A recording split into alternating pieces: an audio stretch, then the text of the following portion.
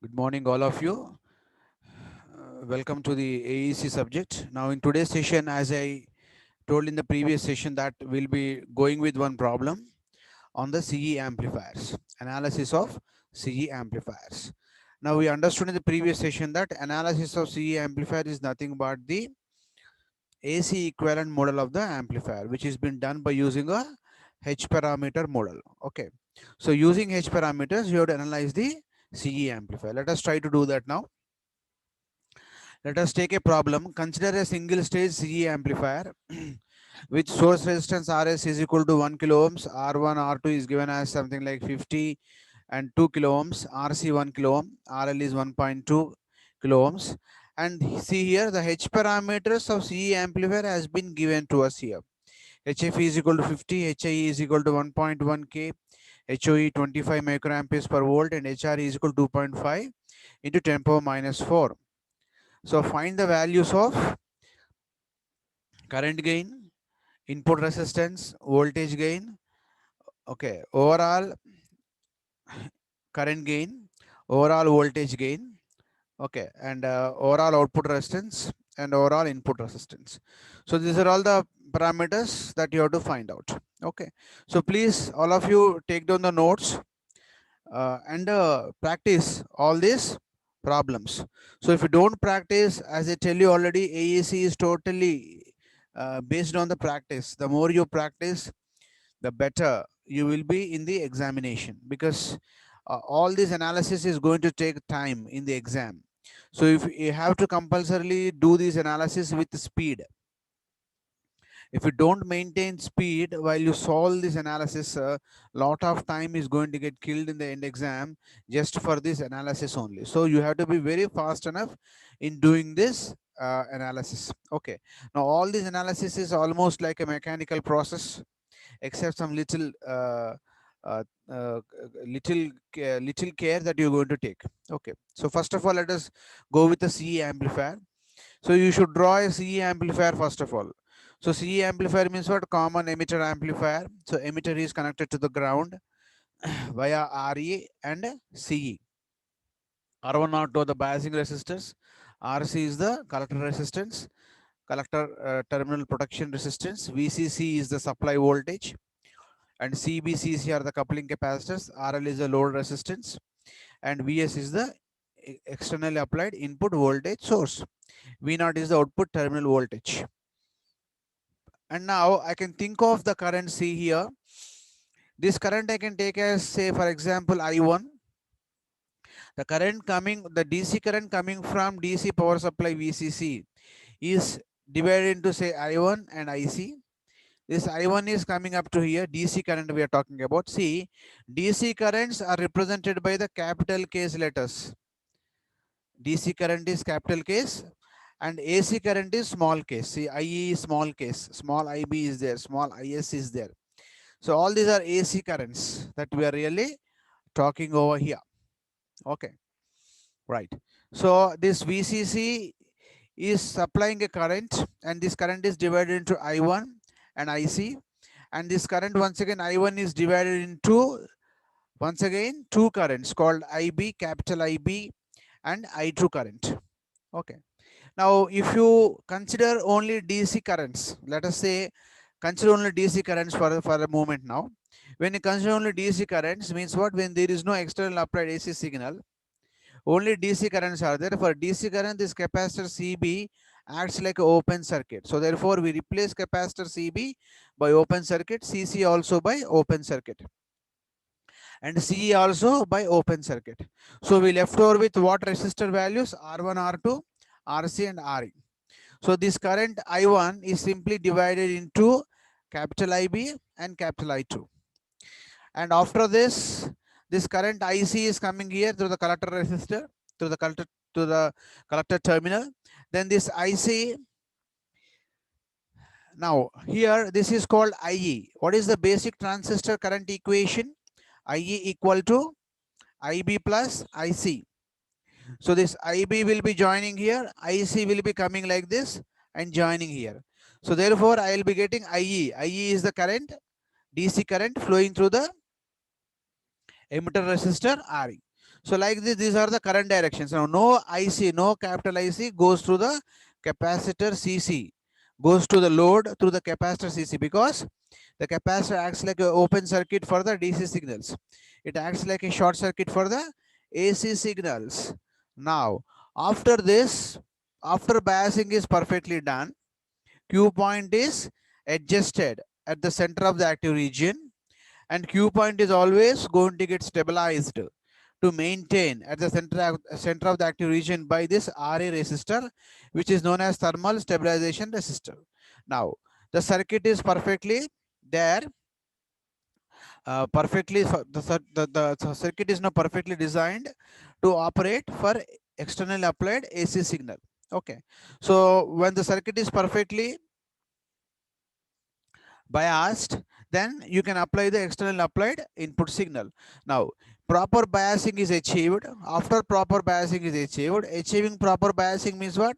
The Q point should be adjusted at the center of the active region, and the Q point has to be stabilized to be there at the center of the active region. The Q point should not change throughout the operation of the circuit for the AC, external AC input signal.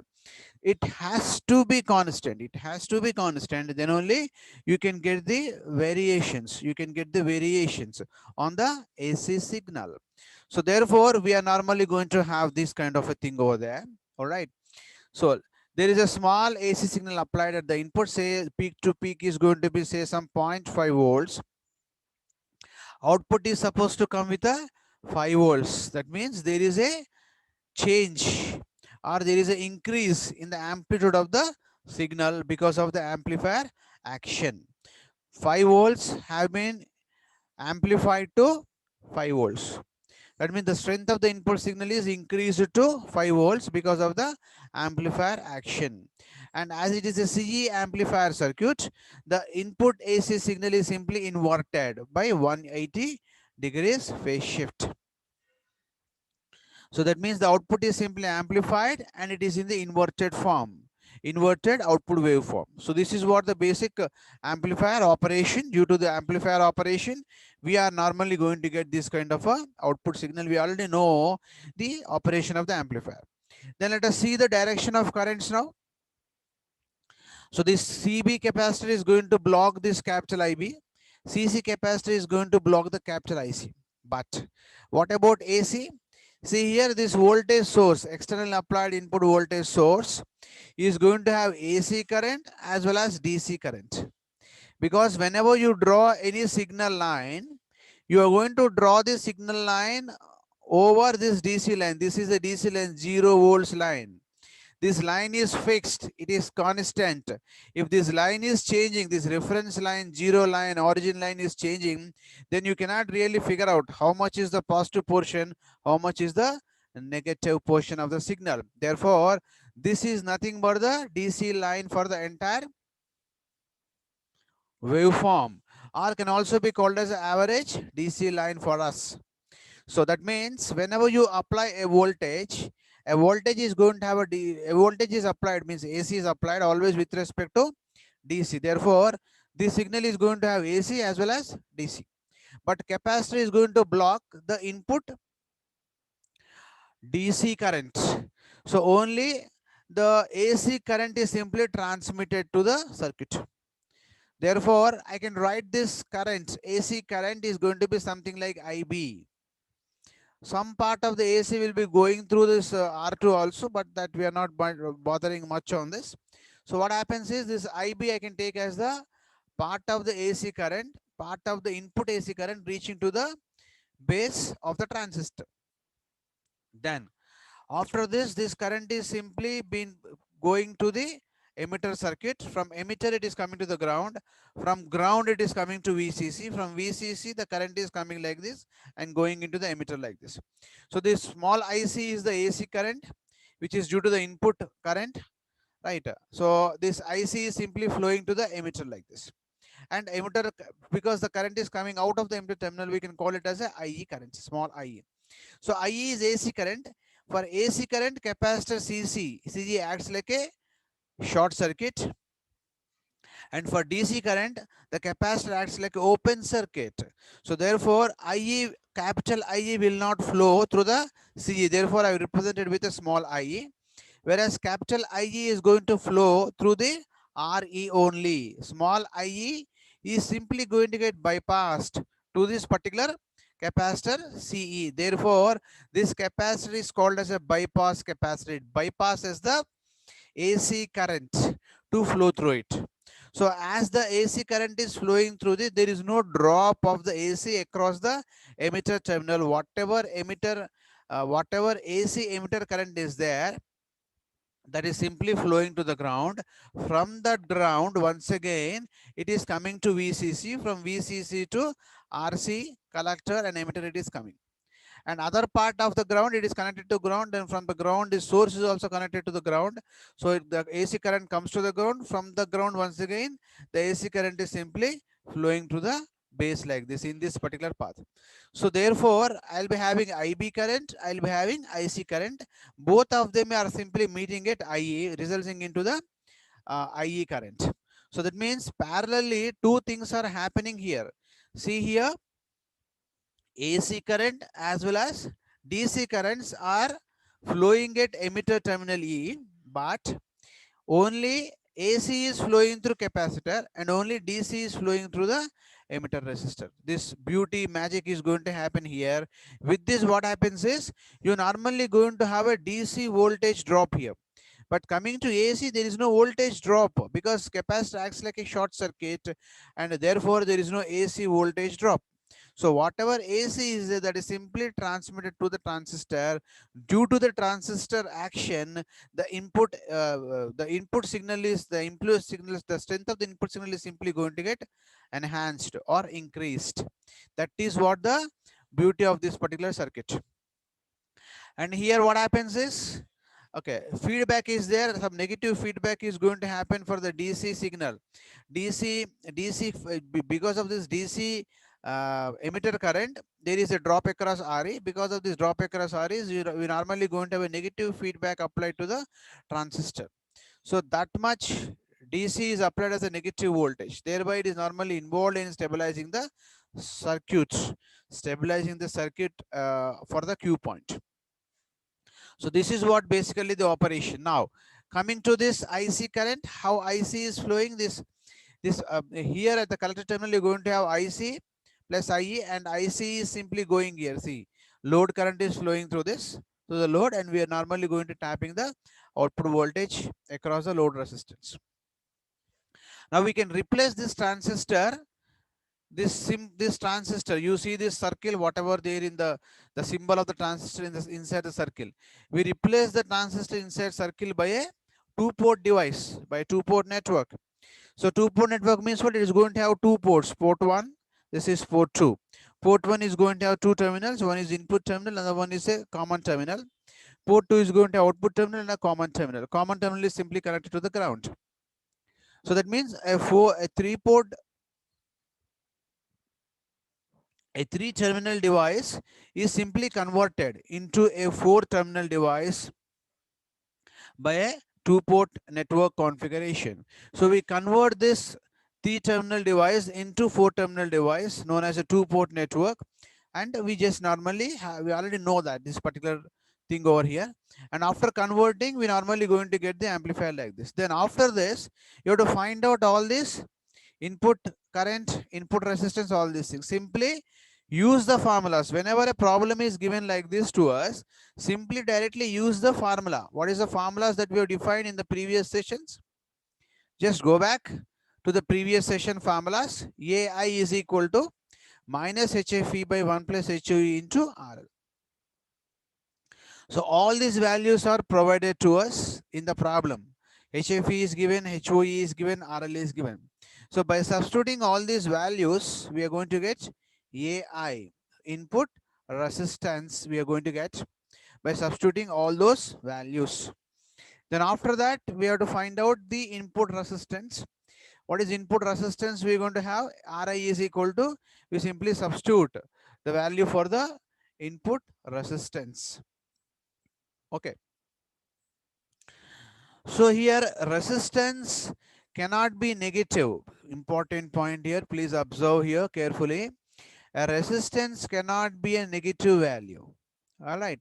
So if you use here minus sign for AI, the minus sign for AI is only to represent the output waveform is a phase shifted version of the input waveform. It is not to substitute minus for the input resistance formula. In the input resistance formula, you should not put minus sign. If you put minus sign here, Ri will be coming as negative value, but Ri cannot be equal to negative. Therefore, just consider the magnitude value here. That means absolute value of minus IC by IB only has to be considered in this particular formula. Say for example, if you got this minus IC by IB as some minus 51, you consider only plus 51 into RL into HRE plus HI. IB will get cancelled, we get HI. So in this formula, you have to use it. That means the formula becomes equal to HIE plus AI into HRE into RL. So this AI, don't consider minus sign, consider only plus sign. This AI, this minus sign signifies that the CE amplifier is always going to invert the input signal by 180 degrees. It provides 180 degrees phase shift by its operation itself. That is what the basic conclusion which we can have. So here we are going to have the input resistance Ri, we can calculate. Then after we get input resistance, we'll go with voltage gain, AV. So AV is equal to AI into RL by RA. All these parameters we know just now. RL just now computed, AI computed, RL is given in the exam. So simply we're going to get a AV. Then what is the overall input resistance RA dash? It is going to be RA in parallel with R1 and R2. That's it. So R1 R2 is given to us. You can find out, RA dash. And similarly, RL dash, overall output resistance is equal to what? RL in parallel with RC. And of course, in parallel with 1 by HOE is also going to be there. But you can just, if you are going for approximate analysis, you can use this formula. If you're going for exact analysis, 1 by HOE is also there. In the analysis part, if you see carefully,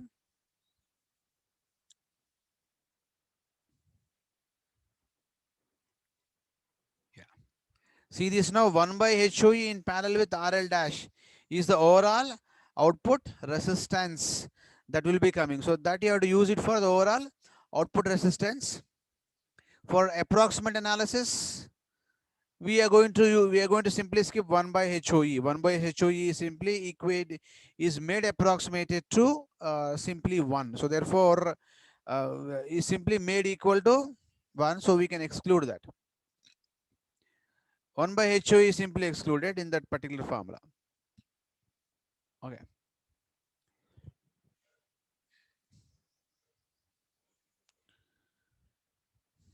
So I can find out RL dash and overall voltage gain we have computed. AVS is equal to AV into RA dash by RS plus RA dash. RS is given, RL dash just now we have computed overall input resistance. And similarly, the current gain AIS is equal to what we can have. It should be small AIS, it should not be capital. IS should be small because we are only going to the AC current gain. We are not dealing with the DC at all in the analysis of the amplifier circuit. So all this formula is there. Just simply substitute the formula to get the value. And finally, output admittance Y naught. So Y naught is equal to, there is a formula directly, and just simply substitute in this particular formula, you're going to get Y naught. And finally, if at all power gain has been asked to you, you can just simply find out the power gain also is nothing but the product of the voltage gain and the current gain. So this is what the thing which we will be having here in the case of the formula, in the case of the problem on the CE amplifier circuit. So this amplifier is known as a single stage amplifier circuit. This amplifier can also be called as a low frequency small signal amplifier. What do you mean by low frequency? The frequency of the signal that you normally going to transmit is going to be in terms of only kilohertz. And small signal means what? Less than 1 volt is a small signal. Peak to peak voltage less than 1 volt is going to be a small signal for us. So it is known as a small signal, low frequency CA transistor model, CE transistor model. So that means H parameters are meant to analyze low frequency, small signal amplifiers only. So this is the conclusion which we can make from this discussion. Now next topic is going to be the two-stage RC coupled amplifier. Let us look into that now. Well, the next stage amplifier is normally going to be a two-stage RC coupled amplifier. That means in the two-stage RC coupled amplifier or two-stage amplifiers, we are going to use two amplifier stages. So it comes under the multi-stage amplifier circuit. What is the meaning of multi-stage? Two or more amplifiers, if they are interconnected, is known as a multi-stage type of the amplifier. So this is going to be one CE amplifier, stage one, first stage CE amplifier, second stage CE amplifier, and these two amplifiers are coupled by a coupling device. So like this, you can simply extend this connections by various means. Thereby we can say that it's going to come under the multi-stage amplifier configuration. So if you connect only two amplifiers, it is called as two-stage amplifiers. If you connect more than two amplifiers, it comes under a multi-stage amplifier configuration. We call it as generally as a multi-stage amplifier configuration. So now finding out gain, when you have a multi-stage amplifier, simply the gain of the individual amplifiers AV1, AV2, AV3 will simply multiplied to get the overall gain of the amplifier circuit. Now how do we connect the output of this amplifier to the input of this amplifier? By using the various coupling methods known as the resistive coupling, direct coupling, RC coupling. RC means for resistor capacitor coupling, and transformer coupling. So these are the popular methods that we have for the couplings that we have in the syllabus. Okay, and first of all, we go with the two-stage RC coupled amplifier. That means the coupling is done by using RC, which is there in the syllabus. So straight away we move on to the RC coupled amplifier circuit now. Now see this circuit now. This circuit is known as a RC coupled amplifier circuit.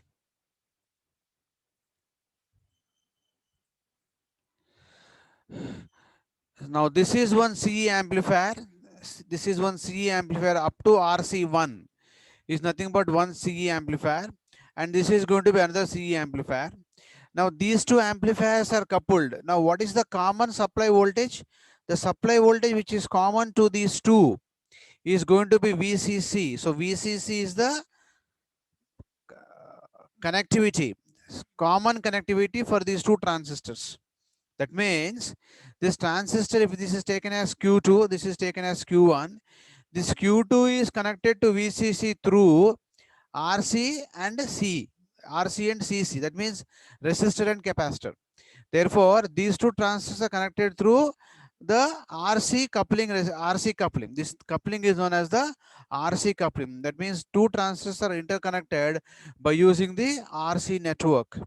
Therefore, this type of connection is simply known as a RC coupled amplifier stage. Very popular configuration stage that we normally going to speak about. Now, why we have to apply more than one transistors? To get more amount of gain, to get the very good frequency response. In order to achieve good frequency response and in order to get high gain values, we normally going to go for the chain of transistors, or we couple one transistor with the other transistor, or we go for cascading connections. Now there are two types of couplings involved, very important. One coupling is going to be known as cascade connection, other one is going to be cascode type of the connection. In the case of cascade type of connection, all the amplifiers which you are going to use are going to be similar type of configuration, amplifiers formed with similar configurations. That means if you interconnect all the amplifiers with CE configuration only, then that type of connection is called cascade connection. If you connect one amplifier with another amplifier which involves different configurations, that means CE is coupled with CB, or CB is coupled with CE, CG is coupled with CC, then in that case, that type of an amplifier, the type of multi-stage amplifier is known as a cascode type of the amplifier. So these two are the two varieties of the amplifiers, two types of the multi-stage amplifiers, cascade type and cascode type of the amplifier stages. We have in the syllabus only cascade type of the amplifier, and hence we'll be discussing about the cascade type of the amplifiers. Okay. Now, after this, we have to find out simply H parameter model of these two transistors. Already we discussed about the H parameter model. Now, as I was talking to you earlier, you should be in a position to draw the equivalent circuit of this BJT. Now, this is the device called BJT. This is a device called BJT. Both of these are connected with a common emitter configuration. So, what is the H parameter model for this CE? I can call this as some Q1, I can call this as some Q2. So CE Q1 I can replace by HIE1, HRE1, VCE1, HFE1, IB1. This suffix 1 stands for the first transistor. And to the emitter, what are the two I have? RE1 I have, and CE, actually it should be CE1, sorry, it should be CE1, so we should have CE1 here. So CE1 is connected here. Then parallel combination of R1 naught is known as RB. Input source is connected to this. The next, coming to the output side now, this collector is connected to ground through RC1. So it is connected to ground through RC1, and 1 by HOE is the internal output admittance of the BJT transistor. Okay, and the C naught is nothing but the stray capacitance. That means between the two output terminals, internally there is going to have a virtual capacitance known as the stray capacitance effect, which is known as C naught, is also going to be there as part of the equivalent circuit for us. Then next, I'm going to have RC1 as it is. Then these two are coupled through what? CC. So CC will be there here. Then same kind of a amplifier circuit is once again uh, uh, replaced over here with RB as the parallel combination of R1 R2, HIE2, HRE2, VCE2, RE2, CE2, and the following circuit. So this is what the basically the overall H parameter model of this particular circuit.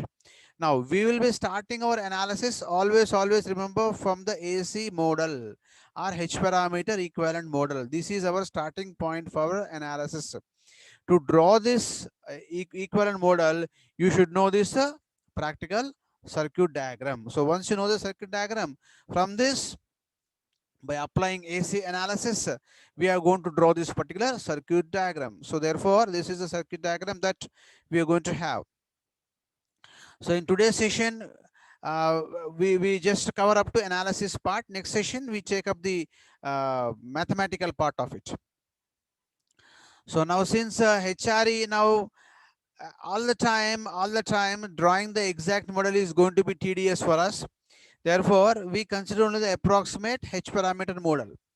So to consider that, HRE is so small, and hence HRE VCE is simply neglected here from the input side. 1 by HOE is going to be very large, and hence it is considered as open circuit. So in the previous slides, I just told 1 by HOE is taken as equal to 1. I'm sorry, it will be taken as equal to infinity. Okay, so ideally it will be taken as equal to infinity. That is open circuit. If it is taken as infinity, then whenever we have a parallel combination, R1 in parallel to R2, say for example, if R2 is equal to, in a parallel combination of R1 and R2, if R2 is equal to infinity, what is the equivalent value? It is going to be simply R1 that you are going to get. Okay, so like that, this 1 by HOE term, resistor admittance value or resistance value, will get eliminated totally from the equivalent circuit. So 1 by HOE is eliminated, and HREVC is eliminated, and left over with this approximate H parameter model, which contains only HIE and HFE IB part. IC naught is the internal stray capacitance, which is going to exist at the output terminals of the Q1 transistor. And second transistor stage is going to be same, HIE to RB. It is coupled by CC configuration. RC1 is the collector resistance of the transistor Q1. Now here for analysis purpose, what we do, we divide the entire frequency analysis into 3 stages. One is going to be the low frequency range, second one is mid-band frequency range, and last one is high frequency range. So we have to perform 3 analysis at 3 stages: mid-band frequency range, high frequency range, and low frequency range. Very, very important.